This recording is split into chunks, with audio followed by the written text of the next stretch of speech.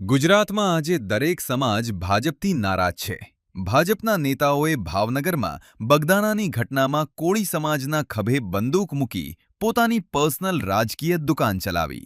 પણ કોળી સમાજને ન્યાય મળ્યો? તો ના. કોળી સમાજ આ ઇલેક્શનમાં ભાજપને એનો જડબાતોડ જવાબ આપવા તૈયાર છે. ગુજરાતમાં મોટી વસ્તી ધરાવતા ઠાકોર સમાજને ભાજપ સરકારમાં કેટલું પ્રતિનિધિત્વ મળે છે?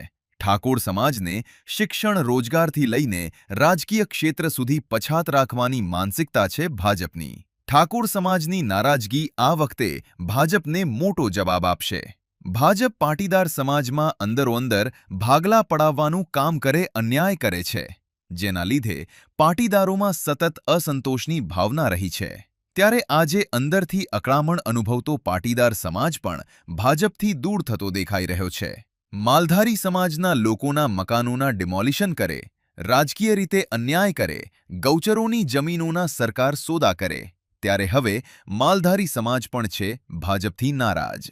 જેનો પડઘો પડશે સ્થાનિક સ્વરાજ્યની ચૂંટણીમાં. દલિતોને તો ભાજપ કાયમથી અન્યાય કરતી આવી છે. ઉનાકાંડમાં ન્યાય અપાવવાનો હોય કે થાનગઢનો, ભાજપે કાયમ દલિતોને છેતરવાનું કામ કર્યું છે. પણ દલિત સમાજનો યુવાન જાગૃત બન્યો છે.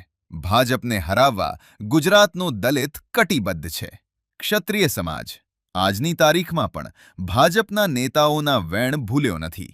ગુજરાતનો દરેક ક્ષત્રિય ભાજપ જોડે બદલો લેવા તૈયાર છે. તો આદિવાસી સમાજને તો ભાજપ ગણતું જ નથી. આદિવાસીઓ પછાત જ રહે એવી ભાજપની માનસિકતા છે. ત્યારે આ ચૂંટણીમાં હરાવીને ભાજપના આ વિચારોને જવાબ આપવા માટે ગુજરાતનો દરેક આદિવાસી સંકલ્પબદ્ધ છે. તો સતત અન્યાયની લાગણીથી પીડાતો ગુજરાતના ઓબીસી વર્ગમાં આવતો દરેક સમાજ આ ચૂંટણીમાં ભાજપને જવાબ આપવા માટે તૈયાર છે. આ ઉપરાંત સવર્ણ સમુદાય હોય કે લઘુમતી વર્ગ હોય, દરેક વ્યક્તિ આ દમનકારી, ભ્રષ્ટાચારી ભાજપથી કંટાળ્યો છે.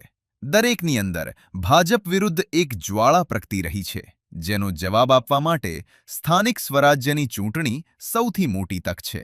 ત્યારે આવો દરેક ગૌરવવંતા ગુજરાતીઓ સાથે મળીને ભાજપને હરાવવાનો સંકલ્પ લઈએ.